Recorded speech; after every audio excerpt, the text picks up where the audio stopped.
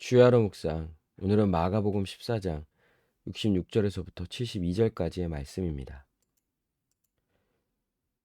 우린 계속해서 예수님이 재판받으시는 장면, 특별히 지난번에는 예수님이 정죄받고 또 사람들의 폭력과 또 거짓 증언, 또 모욕하는 이런 부분들을 이렇게 묵상했었죠. 그럼에도 불구하고 예수님은 당당하셨습니다.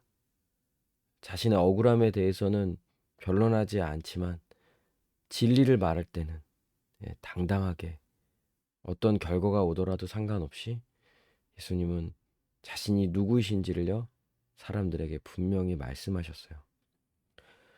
베드로도 예수님이 이렇게 재판받는 그 모든 과정을 다 지켜보고 있었죠. 예수님에 대한 재판은 대제사장의 집에서 열렸는데요. 베드로는 그 집들 안까지 들어갔었어요. 그리고 66절에 베드로는 아랫뜰에 있더니 대제사장의 여종 하나가 와서 베드로가 불 쬐고 있는 것을 보고 주목하여 이르되 너도 나사렛 예수와 함께 있었도다 하거늘 베드로가 부인하여 이르되 나는 내가 말하는 것이 무엇인지 알지도 못하고 깨닫지도 못하겠노라 하며 앞들로 나갈세. 그러니까 베드로가 아랫뜰에 있을 때 대제사장의 그 여종 한 명이 와서 베드로를 보니 베드로가 예수님의 제자임을요 본 적이 있었던 거예요. 그러니 너도 나사렛 예수와 함께 있었도다라고 이렇게 말하는 거죠.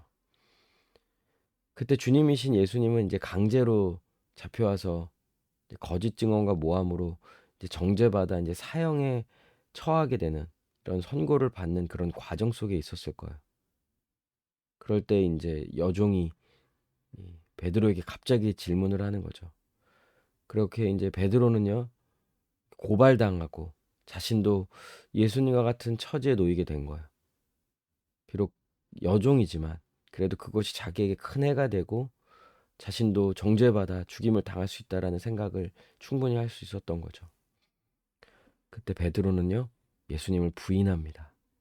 그리고 아랫뜰에서 앞뜰로 자리를 옮기죠. 근데 거기에 가도 마찬가지였던 거예요. 69절에 여종이 그를 보고 곁에 서 있는 자들에게 다시 이르되 이 사람은 그 도당이라 하되 여종이 와서 또 똑같이 말을 합니다. 여기서 이제 다른 여종인 거예요. 그러니까 거기 있는 사람들이 지금 다 베드로를 알아보고 있다는 거예요. 그래서 베드로를 보고 예수님의 도당, 예수님과 한패다 이렇게 말하죠. 베드로는 한 번 더 예수님을 부인합니다. 그런데 또, 또 누가 찾아와서 또 예수님의 제자라고 말합니다. 또 부인하더라. 후에 곁에 서 있는 사람들이 다시 베드로에게 말하되 너도 갈릴리 사람이니 참으로 그 도당이니라. 이제는 베드로의 그 말투나 억양까지도 말하면서 갈릴리 사람이고 또 베드로가 예수님을 따라다녔던 이런 모습들을 봤다는 증거들이 이제 등장하면서 점점 분위기가 이제 자신이 예수님의 제자임을 감추기가 너무 힘들게 된 거예요.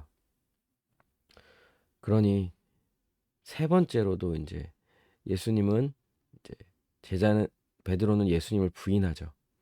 그런데 그냥 하지 않아요. 그냥 아니라고만 말해서는 사람들이 그거를 믿어주거나 받아줄 분위기가 아니기에 71절에 그러나 베드로가 저주하며 맹세하되 나는 너희가 말하는 이 사람을 알지 못하노라 하니 저주하면서까지 맹세합니다. 여기서 이제 저주하다라는 것은 크게 두 가지를 볼 수 있는데요. 베드로가 예수님을 저주하면서까지 자신이 예수님이 제자가 아니라는 사실을 사람들에게 증명하려고 했다거나 아니면 베드로가 자기가 지금 거짓말하는 거면 내게 저주가 있을 것임을 맹세하면서까지도 자기의 말이 진실이라는 것을요 사람들에게 어떻게든 설명하려고 했던 거예요. 결국 둘 다 예수님을 철저히 부인하고 자신이 예수님의 제자가 아니라는 사실을 사람들에게 어떻게든 이해시키려고 했다는 거는 변함이 없는 거죠. 비참한 상황인 겁니다. 그때 72절에 닭이 곧 두 번째 울더라. 이에 베드로가 예수께서 자기에게 하신 말씀 곧 닭이 두 번 울기 전에 내가 세 번 나를 부인하리라 하심이 기억되어 그 일을 생각하고 울었더라. 전에 예수님께서 말씀하셨죠. 베드로가 나를 부인할 것이라고. 근데 베드로는 철저히 자신에게는 결코 그런 일이 없을 거라고 호언 장담했어요. 근데 정작 이렇게 말을 해야 할 때, 당당히 예수님이 나의 스승이고 나의 구원자이고 나의 주가 되심을 당당히 고백해야 할, 그 신앙의 고백을 해야 할 그때 오히려 예수님을 부인하죠. 그냥 부인하지 않았어요. 저주하며 맹세하기까지 예수님을 부인했죠. 그런데 예수님은 다 이 모든 것들을 이미 알고 계셨고, 지금 베드로는 자신이 예수님을 부인한 그 시점에, 그리고 세 번째 부인한 그 시점에 닭이 울므로써 예수님이 이와 같은 사실을 다 아시고도 자기를 끝까지 사랑하셨고 함께 하셨다는 사실에 아마 비통해했을 거예요. 그리고 이런 자신의 믿음 없는 모습, 그렇게 사랑하는 예수님을 부인했던 그 비참함, 그 일로 인하여 예수님은, 그 베드로는 예수님을 생각하며 지금 울고 있는 거죠. 베드로는 예수님을 부인합니다. 네, 우리도 분위기 때문에, 또 상황 때문에, 자신에게 손해가 있을 거라는 생각 때문에 예수님을 부인하죠.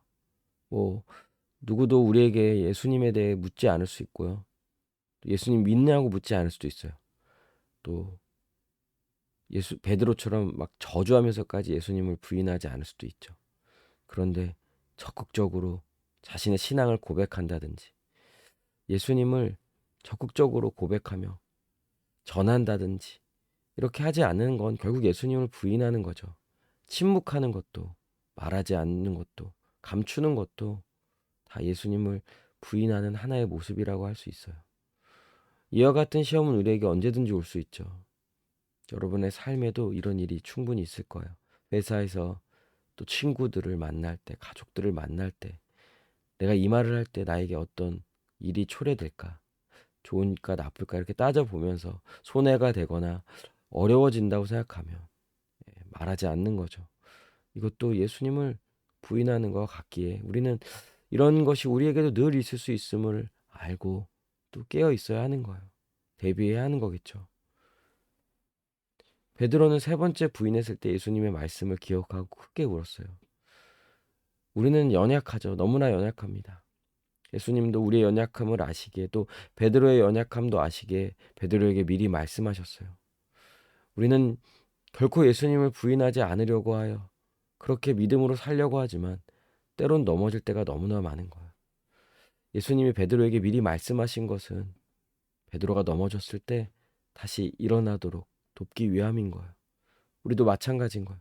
우리도 죄를 졌고 예수님을 부인했고 그렇게 연약한 가운데 있을지라도 나에게 묶여 있고 나만을 바라보는 것이 아니라 예수님의 말씀을 기억하고 예수님의 마음을 생각하고 그리스도께로 나아가는 거죠. 철저히 회개하는 거예요. 예수님께 나아가는 건 너무나 민망하지만 부끄럽지만 그것이 예수님 원하시는 뜻인 거예요. 그것을 믿고 붙잡고 다시 예수님께 나아가 다시는 이런 죄를 짓지 않도록 예수님을 부인하지 아니하면 오히려 담대히 예수님을 증거하며 나아가는 복음 전도자로서, 예수님의 제자로서, 예수님이 당당히 그 진리를 전하셨던 것처럼 우리도 어떤 상황에서도 예수님을 증거하며 나아가는 우리 모두가 되기를 더 힘써야죠. 그 시작은 바로 회개인 것. 넘어지더라도 다시 일어나 그리스도께로 나아가는 것이죠. 함께 기도합시다. 어떤 상황에서도 예수님을 부인하지 않을 믿음과 용기를 달라고, 혹 넘어지더라도 회개하며 예수님께 나아가게 해달라고 이 시간 함께 기도하시겠습니다.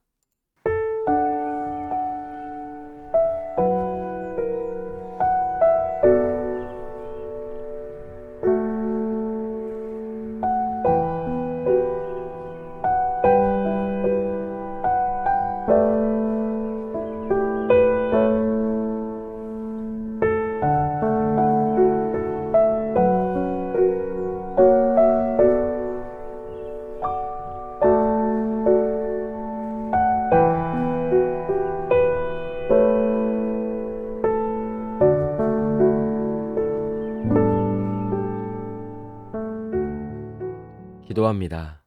예수님을 부인하지 않고 오히려 예수님을 더욱 믿고 신뢰하며 어떤 상황에서도 예수님에 대한 믿음의 고백과 예수님이 이루신 이 복음의 기쁜 소식을 당당하게 증거하며 살아가는 우리 모두가 되게 하여 주시옵소서.